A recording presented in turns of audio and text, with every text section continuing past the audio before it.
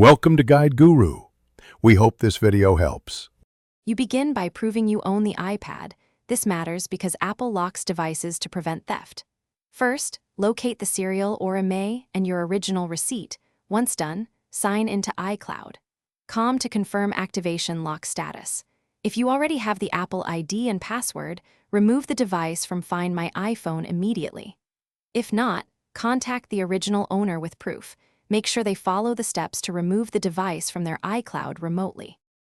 Once you have proof, contact Apple support and request activation lock removal. This is the official route and the only reliable one. You'll explain why you own it and upload the receipt and device serial. Apple will verify and may open a case. Make sure to back up any data if you can access it, and fully charge the iPad before sending it in. If Apple approves, they will unlink the iPad from the prior Apple ID so you can sign in with your account. After Apple removes activation lock, restore the iPad to erase the previous account and settings.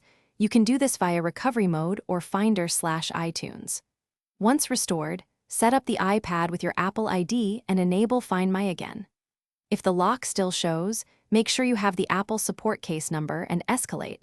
Sometimes resubmission of documents is needed. As a last quick tip, ask the original owner to sign in to iCloud. Thanks for watching. Consider subscribing if we helped you today.